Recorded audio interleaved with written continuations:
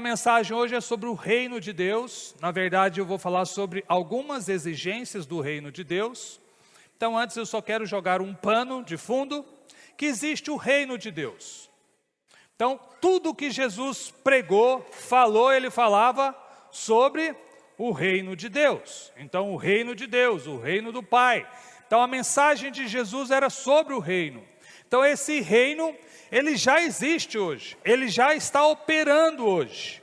Então, isso que a gente vê acontecendo na vida do seu Renato, é o reino de Deus se manifestando através de um homem que está num processo de caminhar com Jesus, e ainda nesse processo, ele consegue abençoar pessoas. Então, isso é a manifestação do reino. Então, quando uma pessoa é curada, é a manifestação do reino. É o reino está invadindo o nosso território, o nosso terreno, o nosso reino. Esse reino já existe, mas ele ainda virá. Ele não está na sua plenitude. Ele não está no 100%. E quando esse reino vir, quando ele chegar, ele vai ser conclusivo, absoluto, soberano. Não existe mais conversa, não existe mais ponderações, não existirá mais discussão alguma, porque o reino foi estabelecido. Ponto e acabou. Então isso ainda não chegou, temos alguns nuances, podemos viver e experimentar algumas coisas do reino, mas ele virá algum dia. Enquanto isso, eu estou vivendo então no reino, tem algumas exigências. E é disso que eu queria falar hoje com você. Existe o reino, existirá, mas qual a minha postura então? Existem afirmações na Bíblia de que para você adentrar nesse reino, é você confessar a Jesus como o Senhor e Salvador da sua vida. E essa resposta de que para entrar no reino eu tenho que confessar Jesus, ela é tão simplista, tão fácil, tão barata, que a gente não aceita. Abre parênteses, por isso eu quero fazer ponto, né? Porque é tão de graça, eu quero fazer ponto para valorizar esse negócio. A questão, você acredita que se confessar Jesus como Senhor e Salvador, você estará dentro do reino? Quem acredita? Ninguém? Um mais ou menos? Opa, 2, 3, 5, melhorou. Isso é bom, porque está escrito que assim é. Então você está dentro se acreditar em Jesus como seu Senhor e Salvador. Morreu e ressuscitou. Pois bem, mas estando dentro, o Evangelho nos confronta. Tem algo, tem um confronto no seu coração de que você não pode entrar nesse reino e permanecer como está. Para entrar no reino é de graça, é 100 pontos. 100 pontos não é 100 pontos não, é 100 pontos, nenhum ponto. 0 pontos. Para você entrar, 0 pontos. Estando lá, opa, tem algo errado. Então se eu convido você, eu convido o Tony. Tony, vamos lá em casa passar um fim de semana comigo. E fica insistindo, porque eu gosto muito do Tony e tudo. E prometo, mas não vai ter, prometo até pamonha do Goiás para ele, etc. É brincadeira, eu falei. E aí, Tony vai. Que bom, e eu fico alegre porque ele estará comigo nesse fim de semana. Minha família fica feliz que a família do Tony lá estará. Mas aí Tony vem, todo enlambuzado de lama. Traz as galinhas, os cachorros, põe na sala. E vai e deita lá no meu sofá com aquela roupa cheia de lama. E eu falo, mas, ô Tony, eu te chamei, mas tem algo que não está batendo. O ambiente é diferente, deixa as galinhas lá fora, deixa o totó lá fora. Então esse confronto é justamente para que a harmonia, ou para que a nossa casa, ela se vá melhor. E eu queria ler o versículo, que é o versículo chave da minha fala hoje de manhã, que está lá em Mateus, eu queria que você abrisse. Antes disso, deixa eu ler um outro trecho de Mateus, já que você está em Mateus. Mateus 4, ainda não é o meu versículo-chave. Mateus 4, 17. Daí em diante, Jesus começou a pregar dizendo, o que ele disse? Arrependei-vos, porque o reino dos céus chegou. Então o primeiro confronto, a primeira fala é, eu preciso me arrepender. Arrepender do quê? Da vida pecaminosa, sem Deus, independente, que eu levava até ontem. Ontem foi perguntado, Jesus te salvou do quê? Então, da prisão, da depressão, do orgulho, do pecado, de vícios. Então, eu preciso me arrepender de estar queimando a minha vida até então, sem Deus. Então, o arrependimento é exatamente o início para mudar a vida. Eu estava caminhando naquela direção e eu quebrei tanto a cara, batia tanto o nariz ali na muralha da China, que eu sei que isso não funciona. A minha mãe foi assim. Ela queria melhorar a saúde dela. Ela nasceu doente, morreu doente. Não sabemos se tudo era real, né, até hoje. Mas ela tinha sempre dores. Então ela procurou solução num lugar, no segundo lugar, no terceiro, no 10º, e aí parou no Evangelho com Jesus.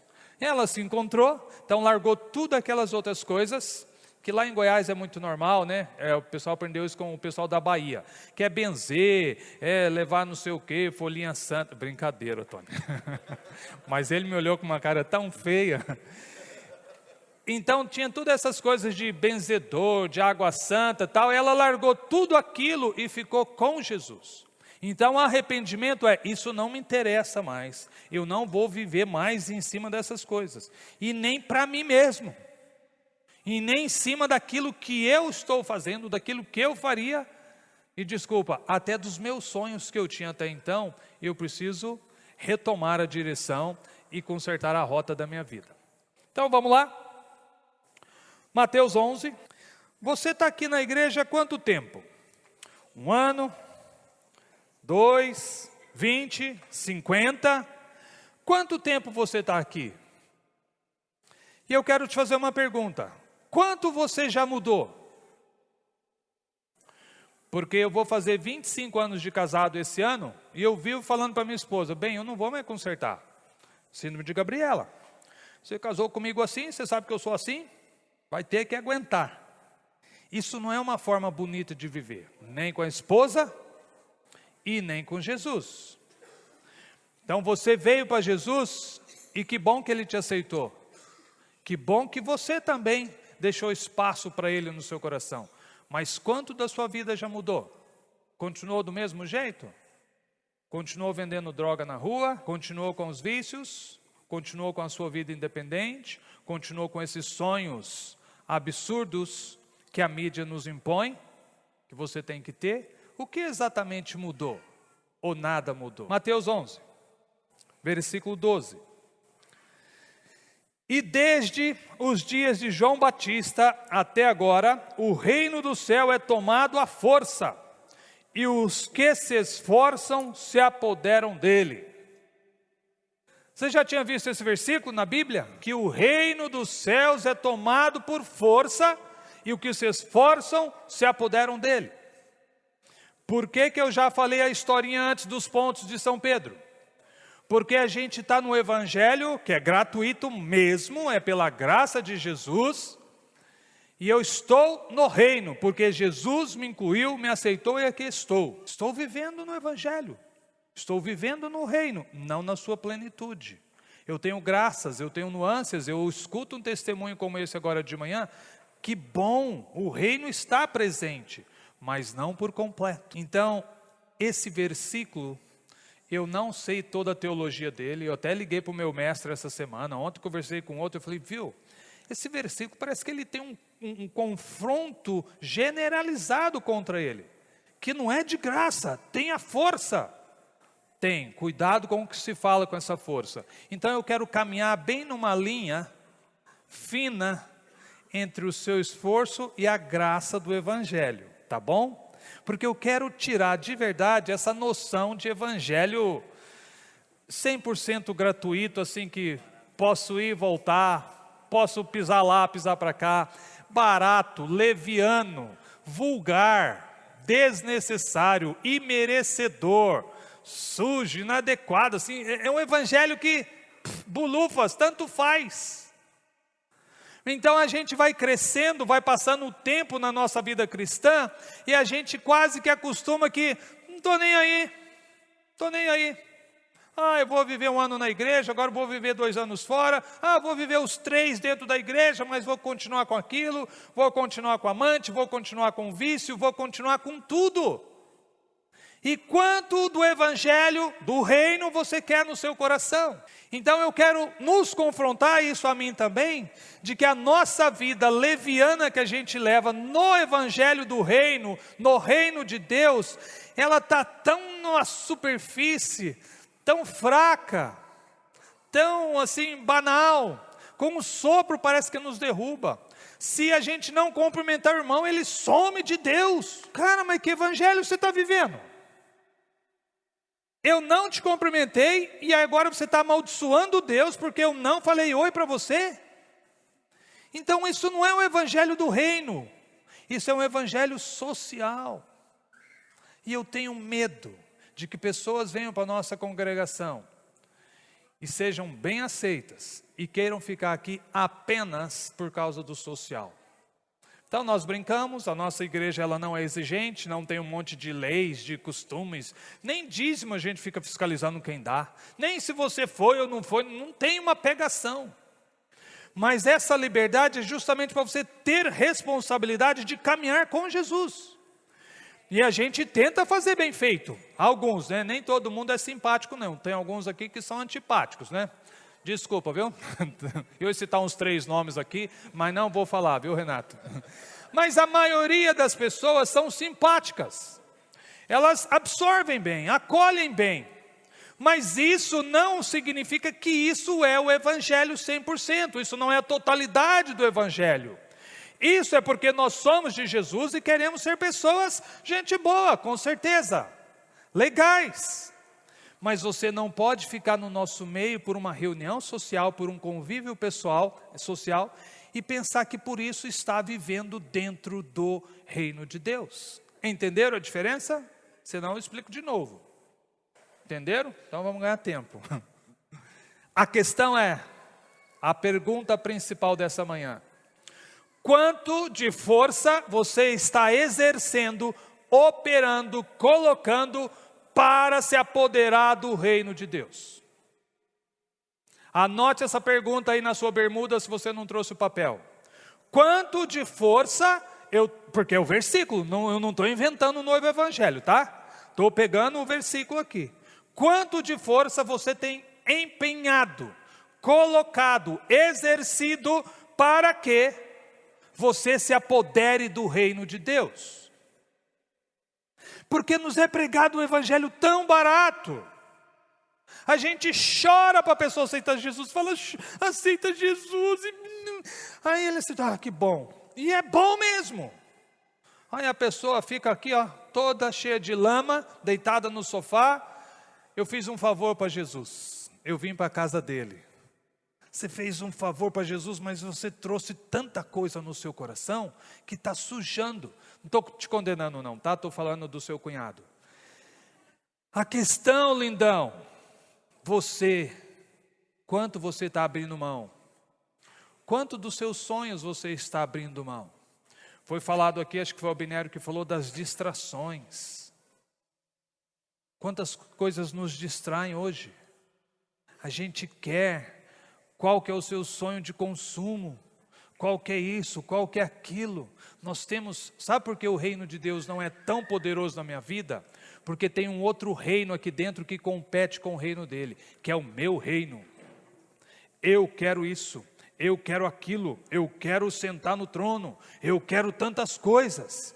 E o meu reino particular guerreia, luta, tem combate com o reino de Deus, e a minha vida continua nessa coisa morna, meio crente, meio alguma coisa, meio um monte de sei lá o que, mas não 100% no reino. Já escreveu na bermuda?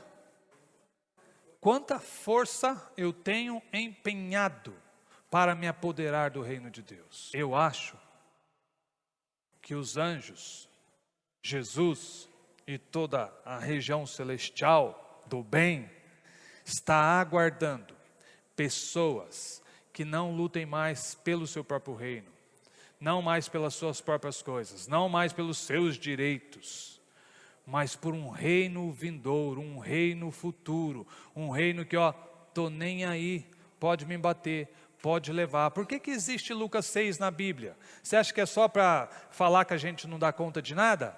Pediu a túnica? Dá também a capa. Pediu dinheiro? Dá sem esperar pagamento. Vai levar alguém para comer na sua casa? Que seja alguém que não chame você para comer na casa dele também. Ora pelo inimigo. Fala bem daquele que está falando mal de você. Lucas 6 quase que não era para existir. Fala sério. É muito difícil esse Lucas 6. Essa é a chamada. Quer fazer parte do reino? Não lute pelo seu reino, não lute pelo seu coração, se esforce por adentrar naquele reino. Então eu quero trazer uma noção dessa violência. Aqui não está falando exatamente de violência nessa versão, mas tem versão que fala de violência. E então a gente tem uma noção de Jesus, o Cordeiro, uma gentileza eterna, uma meiguice danada, que mas quando o reino dele vier, puro absoluto, puro soberano, a Bíblia fala que ele vem montado num cavalo e está com a espada na mão. Você acha que ele vem montado num cavalo com a espada na mão é para fazer docinho de leitinho para você? Não, é porque tem uma violência, tem uma força, tem uma guerra, tem uma violência no reino. E nós estamos vivendo um evangelho barato, covarde, medíocre, superficial, e não adicionamos nele uma coragem de lutar pelo evangelho. Nem na minha vida, as pessoas não têm coragem de lutar nem mais pelo seu casamento. Deixa estar, quer ir que vá. Que noção que é essa? De lutar por aquilo que Deus luta, de querer aquilo que Deus quer, mas de com todas as forças.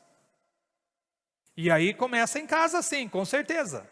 Dizem que um bilionário foi visitar a Madre Teresa de Calcutá, e vendo tudo aquilo que ela movimentava, o cara pegou e falou: eu quero abençoar, eu vou deixar uma oferta para você. Ela falou: não deixe. Não, mas eu quero fazer parte daquilo que Deus está fazendo. Ela falou: então eu vou te dar um conselho. Vá para sua casa e ame a sua esposa. Não pegou a oferta dele. Vá lá e cuide da sua esposa. É isso que começa o reino. Ô meu lindão, algo arde no coração de Deus, com certeza, de que Ele quer pessoas mais disponíveis, que entendam que o reino está para vir, mas não dá para contar com pessoas que tanto faz. Às vezes a gente vai cuidar de alguns casais, e sabe como eles estão? Tanto faz. Você quer lutar pelo seu casamento? Tanto faz. Nós chegamos no Evangelho, mas a gente está com o olho lá no Egito, né? Naquilo que tinha de bom de lá, na bebida, na dança, no dinheiro, sei lá o que tinha lá. Então, por isso que quando alguém não te cumprimenta, eu volto para lá, porque lá é melhor. Eu sempre tenho a opção de volta. E isso não me faz um guerreiro fidedigno nesse reino, porque eu tenho outra opção. Um capitão chegou numa ilha para tomar aquela ilha, e aí todos os soldados guerreando, e os soldados estavam guerreando meio fraco, meio nem querendo guerrear, porque se a gente perder, a gente monta num navio e volta embora. O capitão, vendo a cena, chamou o cidadão e falou: taca fogo em todos os nossos navios. Queimou tudo. Os soldados viram, o navio pegou fogo. O que vamos fazer agora? Agora vamos lutar? Então, lindão, você tem que queimar essa ponte que te liga com o seu passado, que te liga com o mundo externo, que te liga com o seu reino particular. Falar: não quero mais. Deus, estou aqui, eu não tenho outra opção. Me usa, faça de mim, faça no meu coração, faça na minha vida, para que eu faça em outros, mas eu não quero mais, eu não tenho outra alegria. Eu quero agora o reino 100%. Lindão, queima o seu navio, queima a sua ponte. Fala: Deus, basta porque o meu reino não dá, no meu reino não tem alegria, eu quero me adentrar no teu reino, entrar naquilo que o Senhor tem para mim. Queime o seu navio, queime a ponte, e embora caminhar. Você já viu o casal que ele casa e o divórcio é uma opção? Qualquer coisa a gente divorcia. que vai acontecer? Não precisa ser mágico para adivinhar o que vai acontecer. Tem uma pontezinha aqui, ó. Estou casando com você. Se o feijão não ficar igual ao da minha mãe, eu volto essa ponte. Ele vai voltar por essa ponte. Pode não ser hoje, pode não ser amanhã, mas depois de amanhã ele volta. Sabe por quê? Porque ele não vai lutar com todas as suas forças. Às vezes ele luta com a mulher, né? Briga com ela. Mas ele não vai lutar para permanecer casado, porque tem outra opção. Agora, se eu caso e falo, benzinho, não tem o que fazer, bem. É de hoje até o dia da nossa morte. Ou seja, nós vamos ter que lutar para esse negócio dar certo. Então, nessa luta, eu nem posso falar tudo o que eu penso, tudo que eu quero, na hora que eu quero, e dou a quem doer. Não, vai doer na minha esposa, que amanhã cedo ela vai estar comigo, e depois, e depois, e depois. Então, se ela tem o mesmo raciocínio, nós não vamos nos divorciar, a gente não tem uma ponte para voltar, eu vou lutar por esse casamento com todas as forças e com toda a gentileza que é merecido. Quantas pontes você tem? Quantos canais você ainda tem de escape? Deixa eu ler um trecho para você, que está em algum lugar, lá em Reis, 1 Reis 19, achei. A Bíblia nova eu não acho, na velha eu acho. 1 Reis 19, fala a história. Então Elias era o grande profeta, o grande homem de Deus. Ele veio, lançou a capa sobre Eliseu. E Eliseu correu e falou, e aí? Elias falou, negão, bora me seguir, você já sabe o que aconteceu. Ele falou, pera um pouco, deixa. Elias falou, negão, se vira, vambora que não tem conversa. Vamos ler a partir do versículo 19. É 19. Partiu, pois, Elias dali e achou a Eliseu, filho de Safate, que andava lavrando com 12 juntas de bois adiante dele. Ele estava com a 12ª. Elias passou por ele e lançou o seu manto sobre ele. Então deixou este os bois, correu após Elias e disse, deixa-me beijar a meu pai e a minha mãe, e então te seguirei. Elias respondeu-lhe, vai e volta, pois já sabe o que te fiz. 21. Voltou Eliseu de seguir a Elias, tomou a junta de bois e os imolou e os aparelhou, e com os aparelhos dos bois cozeu as carnes e as deu ao povo e comeram. Então se dispôs e seguiu Elias e o servia. O que Eliseu fez? Acabou de queimar a ponte. Acabou de queimar a opção. Não tenho mais alternativa. Elias falou, você já sabe o que aconteceu. Ele era empresário. Ele tinha uma junta de bois. É como se hoje ele tivesse uma meia dúzia de tratores escolhendo soja para alguém aí. Ele tinha uma junta de bois, tinha o aparelho que ficava entre os bois, queimou o aparelho, matou o boi, comeu, fez um churrascão de despedida e falou, adeus vida velha. Adeus negócio, adeus empresa, adeus fazenda, adeus tudo, porque agora eu vou servir um homem de Deus e lá ficarei. Elias não ia voltar. Desculpa, Eliseu. Elias vai voltar, né? Fala em Malaquias. Eliseu não voltaria. Voltar para onde? Voltar para quê? Para fazer o quê? Quanto de força você tem empenhado? Pouca? Muita?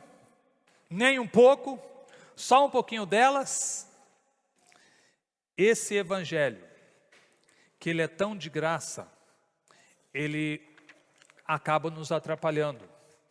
Porque, como foi dito ontem da doença, tira a minha responsabilidade. É quase que uma doença. Não, eu não sei lutar. Eu sou fraco. Eu sou covarde. Juízes. Juízes, algum número aí? A história é muito longa, mas tem uma história de Juízes que fala de Gideão. Como que era a história?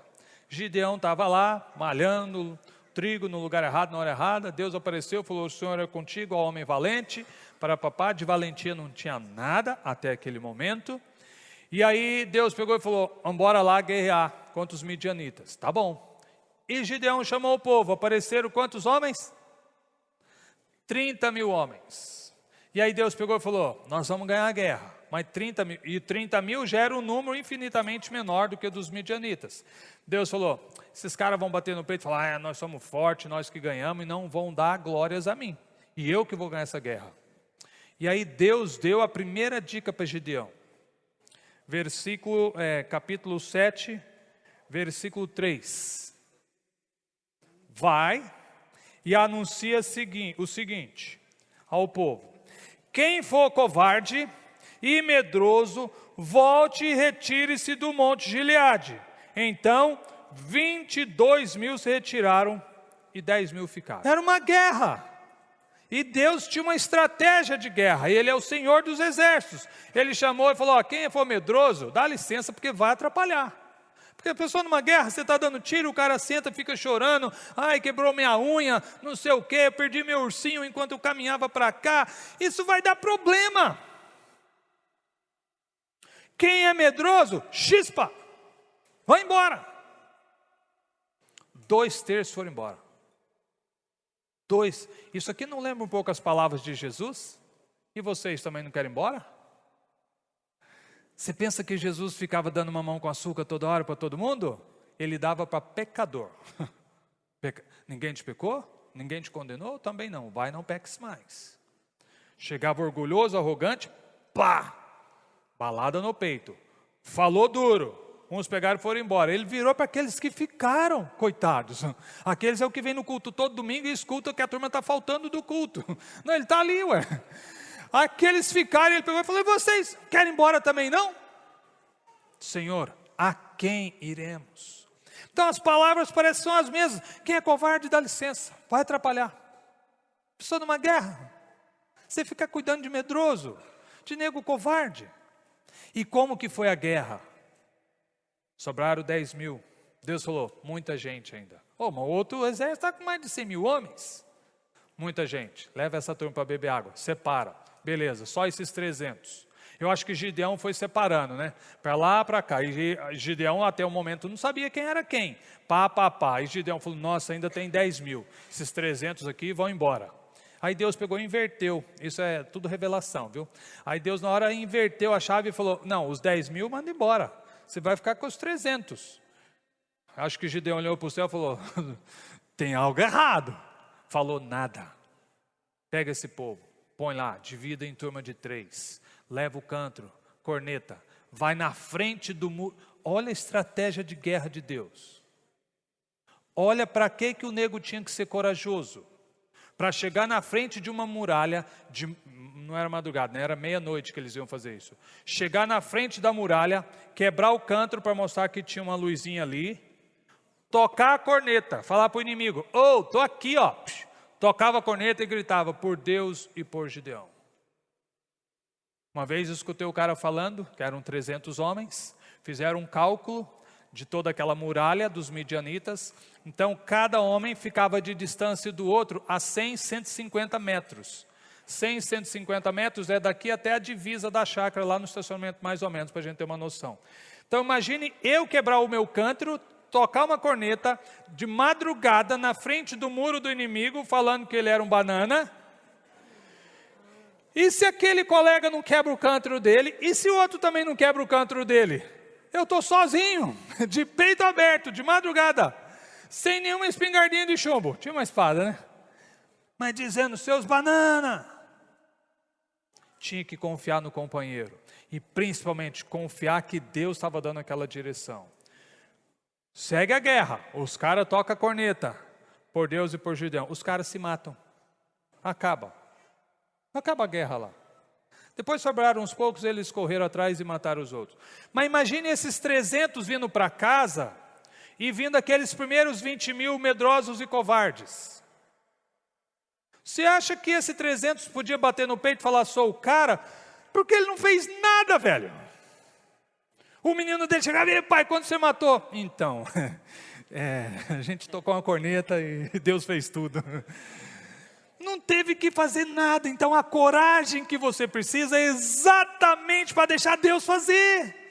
Ele que vai fazer, não sou eu. Então nessa hora eu sei que não tem ponto. Mas precisa de uma coragem. Coragem, porque depois eu vou falar para o meu filho: filhão, eu não matei ninguém. O nosso Deus fez assim, assim, nós ganhamos. Então era uma pessoa corajosa para dar glórias, para dar honras a quem realmente merece. Não sou eu, não foi no meu braço. É uma estratégia de guerra estranha, esquisita, que deu certo. Os caras voltam limpo.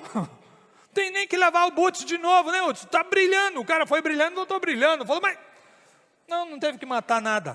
Tocamos a corneta lá, fez uma confusão, fomos lá, estava tudo morto um em cima do outro. Trouxemos todas as espadas deles, os cabritos deles, vão fazer churrasco. Não foi no nosso braço. Mas para que aquela coragem então? Por que o medroso tinha que ir embora?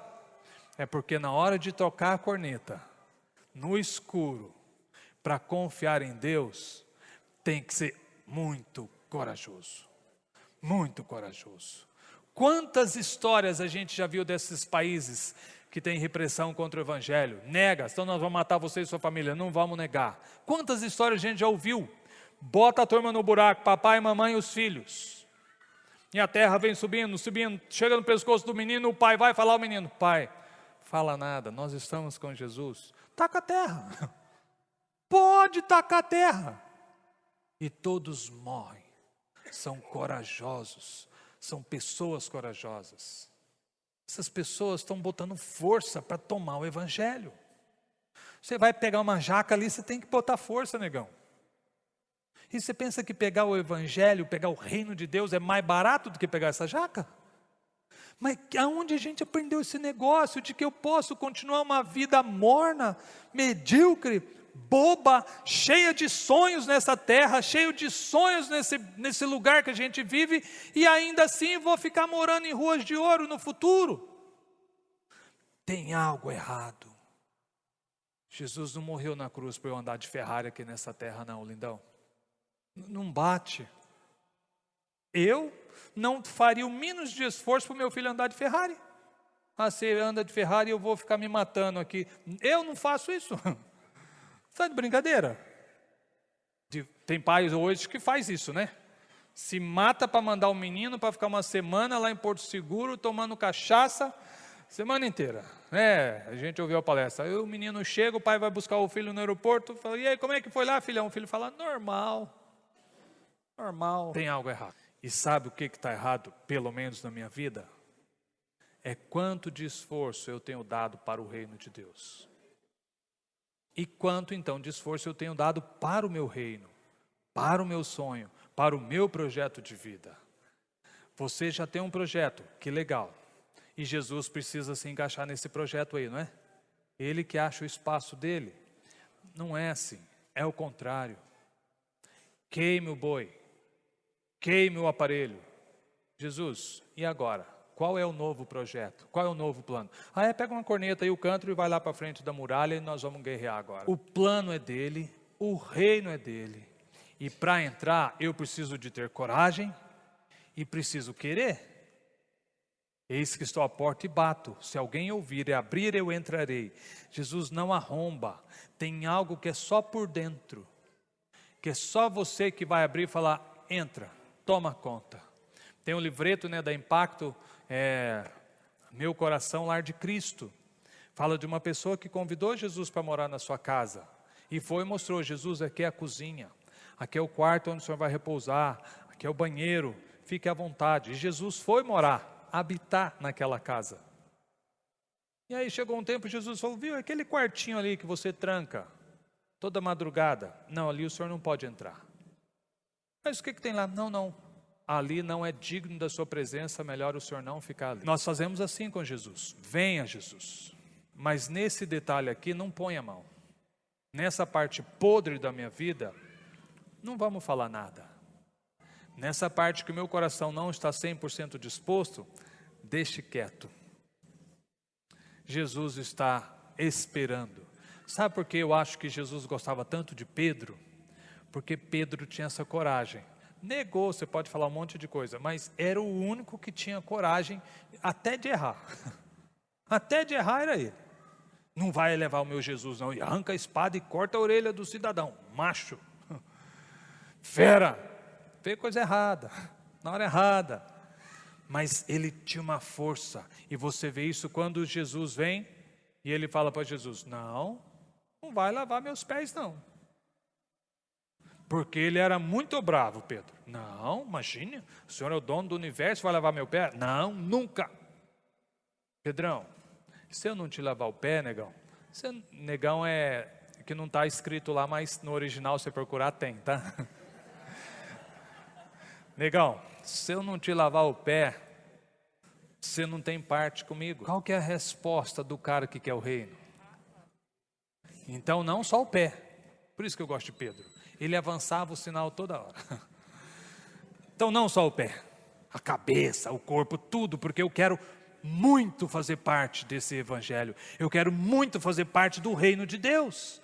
Como é que lavar o pé faz parte com o Senhor? Então lava tudo, cadê a piscina? Bora ensaboar todo mundo, porque nós queremos fazer parte desse reino. Quanto do reino você quer? Quanto do reino você está disposto a pegar com força? Quanto do seu reino particular você tem disposição de abrir mão? Isso não significa que vai ser tudo queimado. Eu estou lendo a história de Eliseu que foi queimado.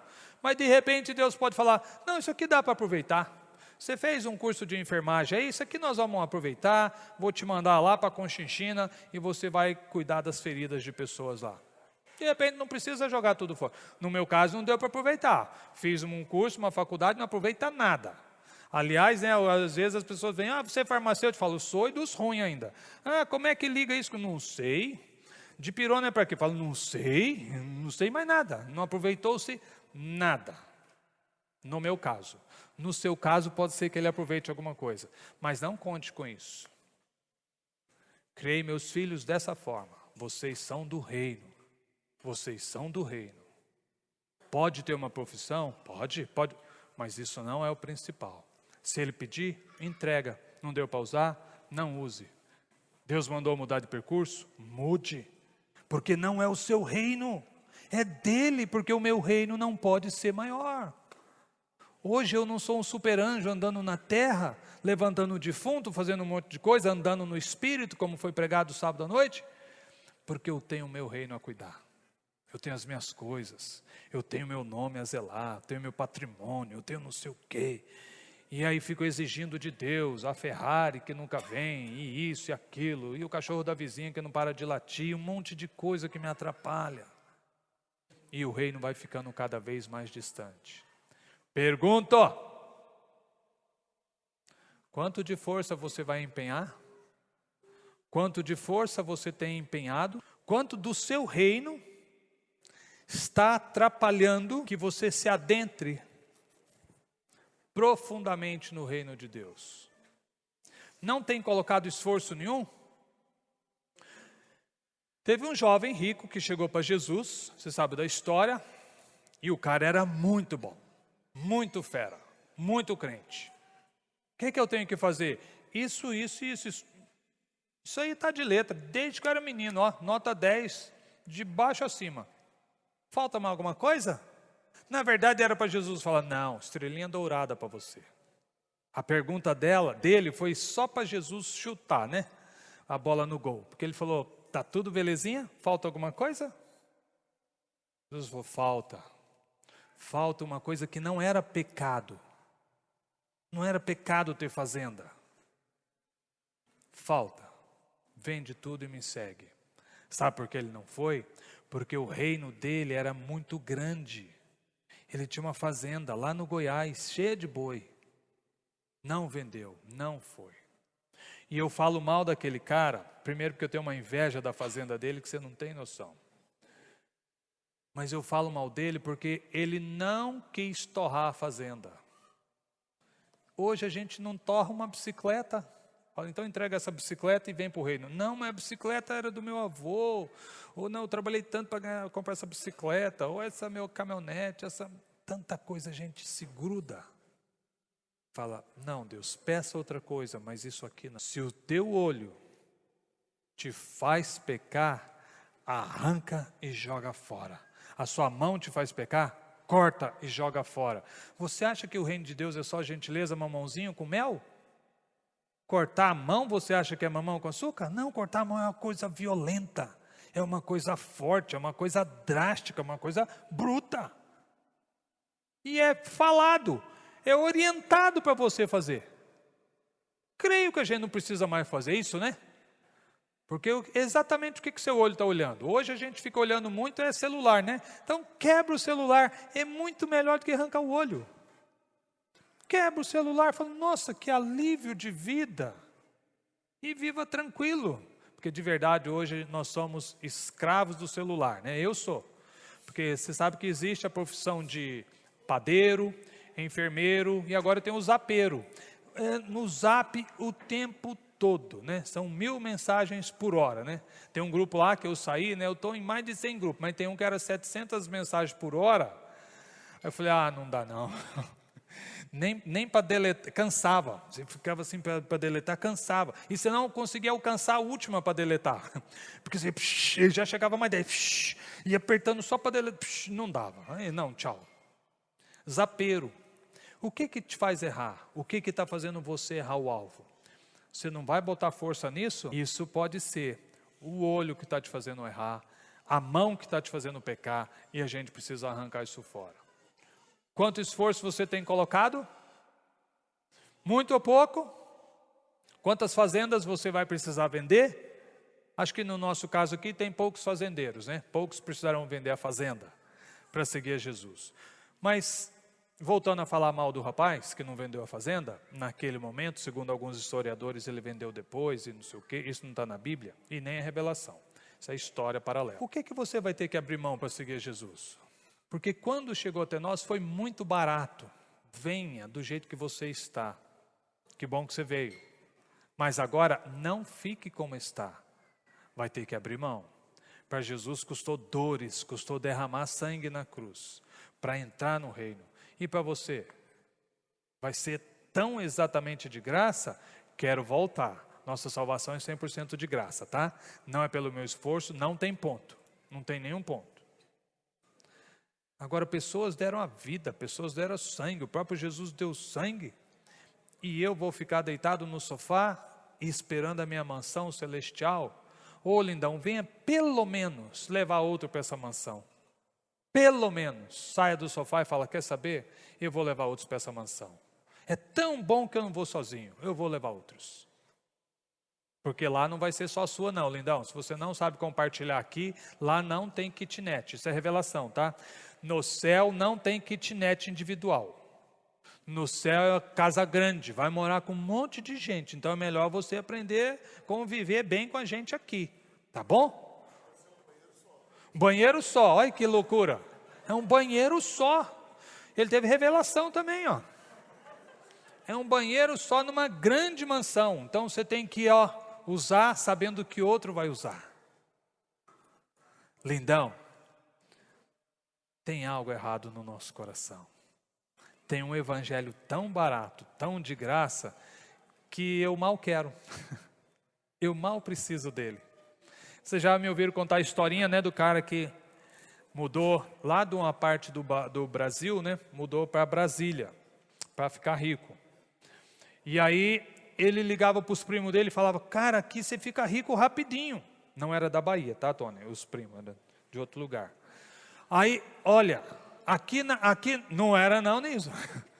Aqui em Brasília você vai andando e você acha dinheiro na rua. É tão fácil de ganhar dinheiro, você vai andando e vai vendo e tal.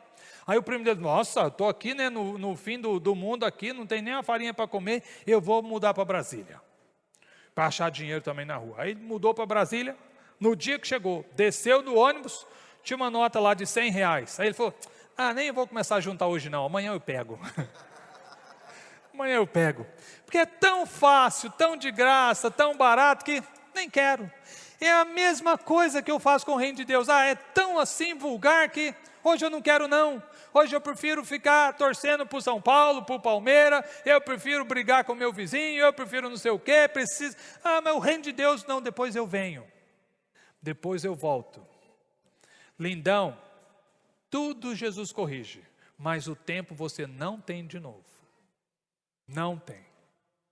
Por exemplo, Se você não brincou com seu filho quando ele tinha menor de 10, depois de amanhã ele está com 20, depois de amanhã ele está com 30. Já foi. Eu me converti agora, ok. Mas chutar a bola com ele, rolar com ele no tapete, não vai mais acontecer. Jesus pode dar outra alegria, mas esse momento não volta. Tem pessoas passando à sua volta. Tem um Marcelo andando no centro de Jundiaí, esperando que alguém leve um cinquentão para ele passar talvez o melhor Natal dele. Esse negócio de evangelho é a coisa mais estranha, né, seu Renato? Saiu para abençoar e teve o melhor Natal da vida dele. Olha que coisa sem graça, assim. Sem graça não, é esquisita, estranha. Saiu para abençoar e voltou transbordante, voltou e falou, meu melhor Natal? Mas você deu dinheiro, ele não falou, né? Deu uma roupa e um chinelo. Você falou isso? Uma roupa, um chinelo e dinheiro e voltou. Foi o melhor Natal da minha vida. Você sai para dar e volta feliz. Bem-vindo, seu Renato, o Evangelho.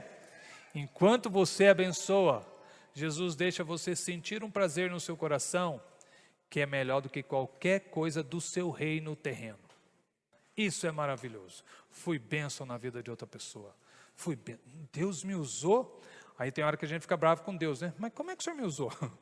Não pode, eu não, eu pecador, sujo, feio desse jeito. Deus, não é o Senhor não, Senhor Renato, sou eu.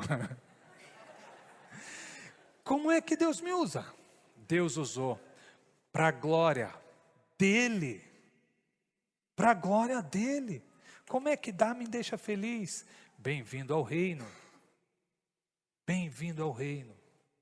Lindão, daqui para frente vai ser só redundância o que eu quero dizer. E ainda assim eu vou usar mais minha meia hora que falta. Quanto você está se esforçando? Quanto de boi você está queimando? Quantas pontes você já quebrou? Quanto de esforço tem na sua vida para você permanecer no reino? Para você não se divorciar do reino? Você tem se empenhado ou estou nem aí?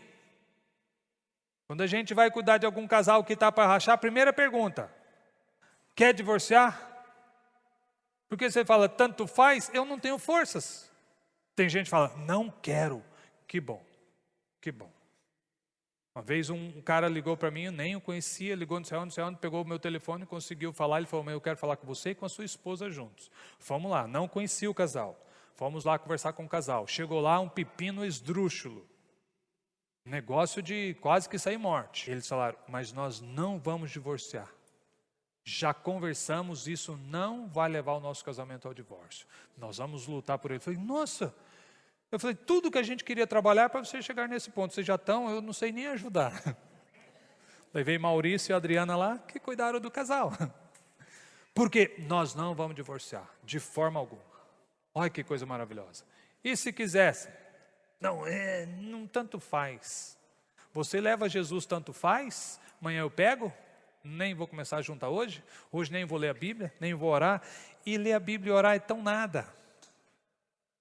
No passado, sabe o que as pessoas tinham que abrir mão para servir Jesus? Era parar de beber e fumar. Você parou de beber e fumar, então agora você é de Deus. 2 pontos, negão. 2 pontos para você. Numa brincadeira que nem é de ponto, você tem 2. Grande coisa parar de beber e fumar. Pare, lindão, se você está fazendo isso. Grande coisa ir em todo culto, toda semana. Continue indo. Mas isso não dá ponto. Mas tem uma perguntinha. Tem uma violência que precisa ter. Eu quero. Contar um segredo muito íntimo para vocês agora. Nilza, tampa o ouvido da minha esposa. Eu falo para todo mundo que a Rose ficou tanto me incomodando que queria casar comigo, até que eu casei com ela, tal, né? Para quebrar o galho dela. Mas foi exatamente o contrário. Exatamente o contrário. Eu fiquei incomodando essa menina que nem a viúva incomodando o juiz, até que ela falou, tá, vamos casar. Aí foi mais ou menos assim, ela está até hoje aguentando essa parada aí. Mas eu e Rose começamos a trabalhar, a gente cuidava dos jovens da igreja, fazíamos acampamento, eu e ela que a gente organizava tudo, um monte de coisa. Então a gente já trabalhava, a gente já se conhecia, já sabia da paixão um do outro por Jesus. e eu sabia da minha por ela. Então era um show de paixão em todas as direções. E aí um dia eu fui conversar com ela, porque eu estava exatamente querendo desenvolver o relacionamento com ela, para a gente casar depois de um tempo. E eu não tinha condições de comprar nenhuma coxinha, mas queria casar com a Rose. E aí um dia eu fui conversar com ela. Ela, eu não sei se deve, se pode, se não sei o quê. E aquela, acho que era a 10ª conversa nesse sentido de tá. Aí eu peguei e falei para ela, seguinte, se a gente for desenvolver um relacionamento, vai ser de com força e para a gente casar. Se você está em dúvida, fique quietinha no seu canto. Foi, porque como é que vai desenvolver um relacionamento para casar? Não sei, eu vou testar. Não tem test drive, não tem tico-tico no fubá. O negócio é de com força. Quanta força você está empenhando? Não para casar, lindão. Também. Cadê? E, não tem nenhum casalzinho para casar aqui, perto de mim? Que sorte. Que sorte, foi tudo embora. Você tem colocado força ou amanhã você começa a juntar? Começa hoje, lindão. Começa hoje a empenhar força para que o reino de Deus esteja em você. Para como ouvimos ontem, o nosso evangelho, o meu evangelho. Você gostou daquela frase do Tony? Porque o evangelho passou a constituir as células de Paulo. O osso do Paulo agora é constituído do evangelho, por isso foi o meu evangelho. Porque agora não tem como mais dividir Paulo do evangelho. Não tem mais. É uma coisa só, aquilo que ele carrega, aquilo que ele fala, aquilo que ele sente. A vida dele é esse negócio. Você pode falar essa mesma frase? Eu sou constituído do evangelho? Dentro de mim não tem mais hemoglobina, não tem mais proteína, tem evangelho fluindo, jorrando, borbulhando. Por isso que eu falo, por isso que eu canto, por isso que eu nado, por isso que eu corro, porque o evangelho me move. É isso? Na minha vida não é.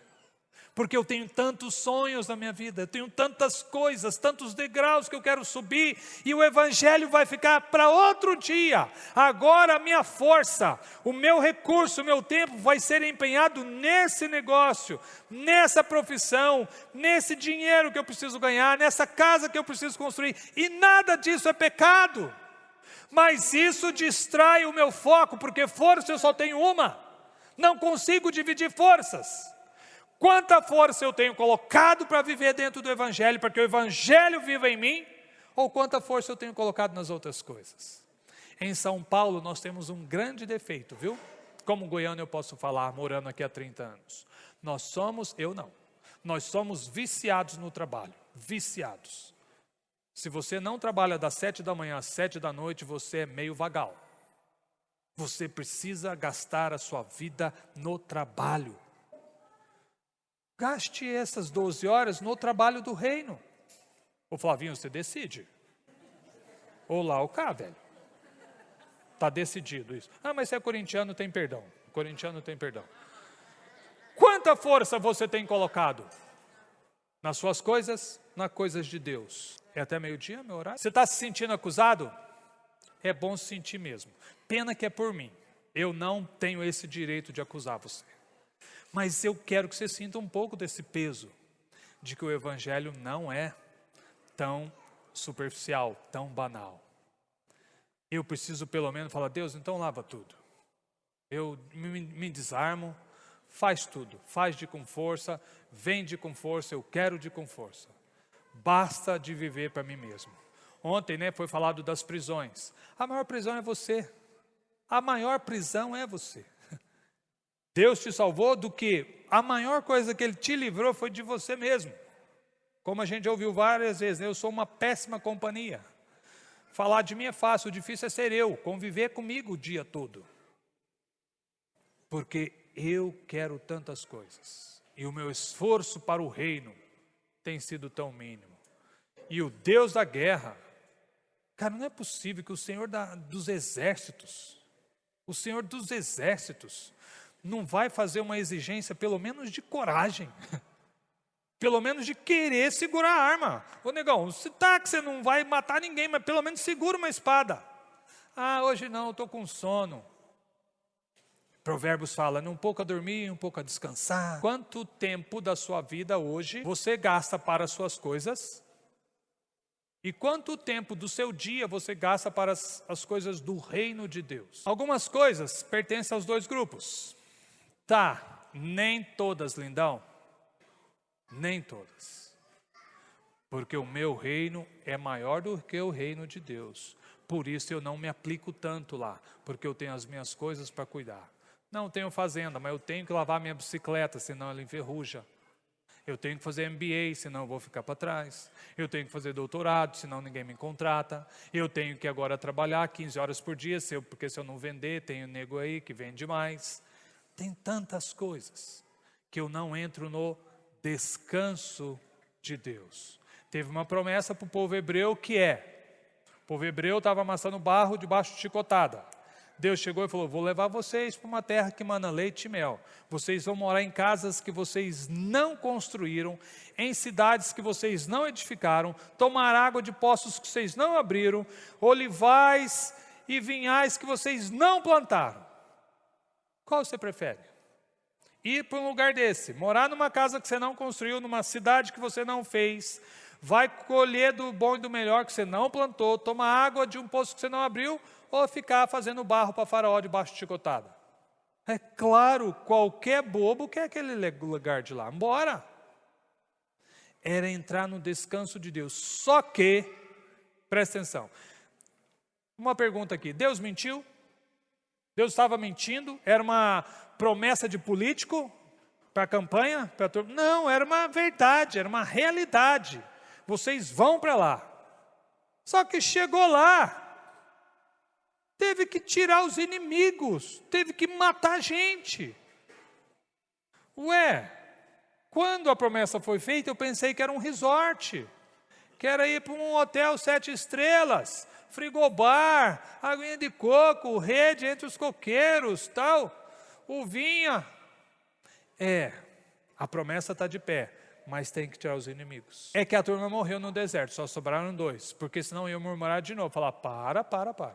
Tinha uma promessa lá, eu gravei o áudio, está aqui, e agora, não, eu pensei que eu ia entrar para um resort. É a vida que eu quero hoje, venho para Jesus e venho para um resort. Negão, tem que guerrear. Primeira guerra é você contra você. Pega o seu dedo, põe na mesa e mete o martelo em cima. Falou, minha carne, eu tenho que matar você. Se não der num dedo, faça no segundo, faça em 10, até se mortificar esse negócio de querer só para você e falar, eu quero empenhar, aí com o dedo amassado não vai dar, né? Eu quero empenhar força no reino de Deus. Lindão, meu convite para você, hoje, se adentre para o reino de Deus, se esforçando por querer estar. Eu quero estar aqui, não quero estar em nenhum outro lugar. Eu já abandonei o fumo, a bebida lá no passado, mas agora eu estou abandonando os meus desejos, os meus direitos. A gente já viu aqui no Brasil o que excesso de direito faz. Estraga. Direito, todo mundo tem direito. Tem um monte de direito trabalhista, mas não tem mais o trabalho. Tá, e agora? Primeiro precisa ter o trabalho, para depois ter o direito do trabalho. Então, excesso de direito me faz uma pessoa orgulhosa, arrogante, até soberba. E tem um versículo perigoso em Pedro que diz que Deus rejeita ao soberbo. Na minha conta, o pior versículo da Bíblia é esse. Deus resiste ao soberbo.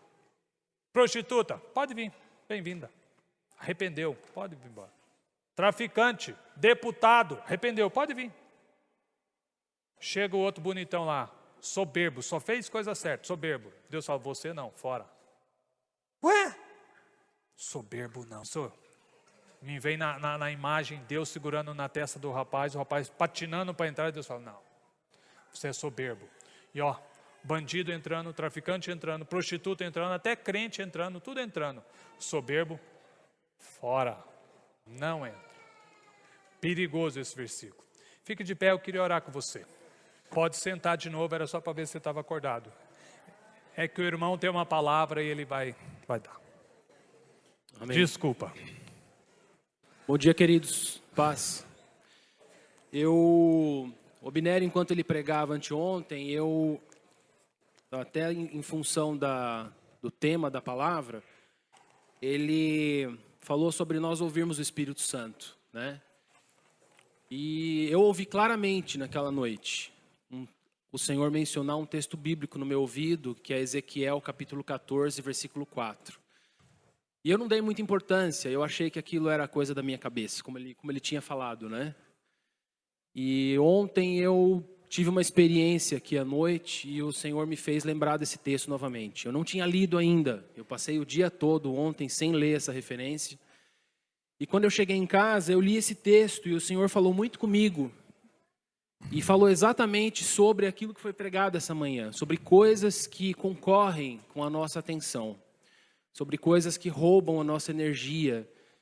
Eu tenho vivido isso na minha vida, de uma maneira muito prática, porque tem sido tudo muito intenso e são coisas legítimas, mas são coisas legítimas que roubam a minha energia e distraem a minha atenção. E eu fui para esse texto e hoje cedo eu cheguei aqui e falei, bom, esse texto era para mim. Eu acho que eu não tenho que compartilhar isso com ninguém. Mas eu não imaginava que isso seria pregado para a igreja.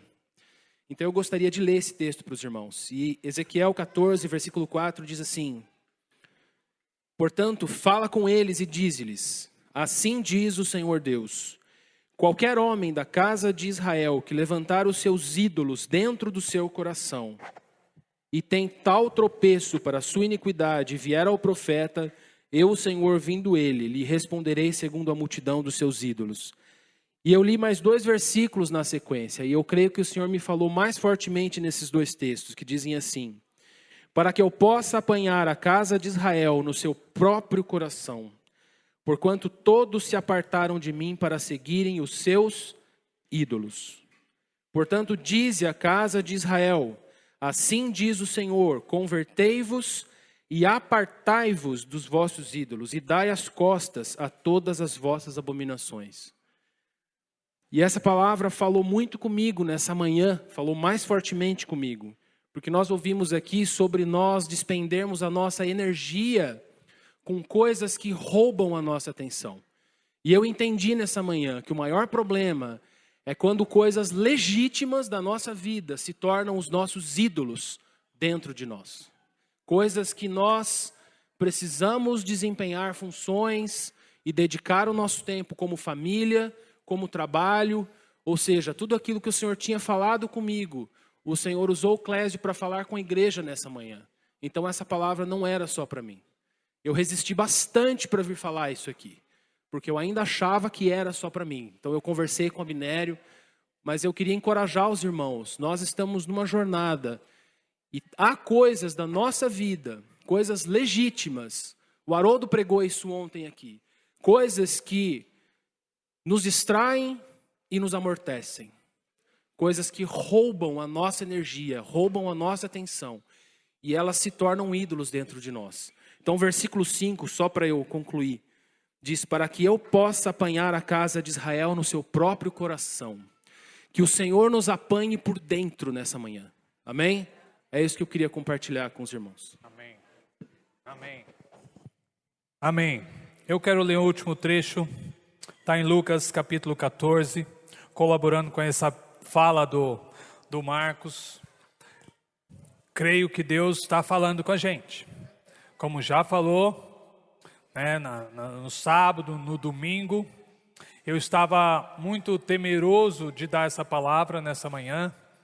E hoje de manhã até falei para minha esposa, estou muito tranquilo, porque eu me esforcei tanto, gastei um tempo para ouvir e não ouvi nada. Fui estudar e não planejei nada. Assim, falei para ela, nada, eu não construí nada da palavra. Então Deus vai fazer, Deus vai falar, então Deus está falando, né, Marcos? Lucas 14, versículo 25, diz o seguinte, vocês vão chegar lá. Uma grande multidão a acompanhava, e ele, voltando-se na direção dela, disse: se alguém vier a mim e amar pai, mãe, mulher, filhos, irmãos, irmãs, até a própria vida mais do que a mim, não pode ser meu discípulo. Isso não é mamão com açúcar, tá? O negócio é pegado. Quem não leva a sua cruz e não me segue, não pode ser meu discípulo. Pois qual de vós, presta atenção, qual de vós querendo construir uma torre, não se senta primeiro para calcular as despesas, para ver se tem como acabá-la? Para não acontecer que depois de haver posto os alicerces e não a podendo acabar, todos que a virem comecem a zombar dele, dizendo: esse homem começou uma construção e não conseguiu terminá-la. Ou qual é o rei, vou pular isso do rei, 32. Mas pelo contrário, enquanto o outro vem, 33. Assim, falando da construção e também do rei. Todo aquele dentre vós que não renuncia a tudo quanto possui, não pode ser meu discípulo. O sal é bom, mas se ele tornar insípido, com que se há de restaurar-lhe o sabor? Não serve nem para a terra, nem para adubo, mas é jogado. Quem tem ouvidos, ouça. O que ele está dizendo? Ele está dizendo do discípulo, daquele que vem querer ser discípulo de Jesus. Começa uma construção, para no meio, os outros vão rir, ou vai virar sal para ser pisado. Nós corremos esse risco. Corremos o risco de não concluir essa obra que Jesus começou. É Ele que vai concluir. Mas eu tenho que deixar, eu tenho que permitir, algo tem que acontecer. Se isso não o fizer, os homens vão dar risada. Às vezes, presta atenção, às vezes, damos a Deus apenas o suficiente para aplacar a nossa consciência. E não o suficiente para que haja transformação no meu coração. Lindão, isso não é para o seu cunhado, isso é para você.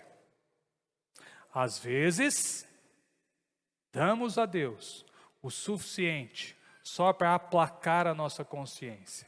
E não o suficiente para gerar transformação em nós e no meio que tocamos.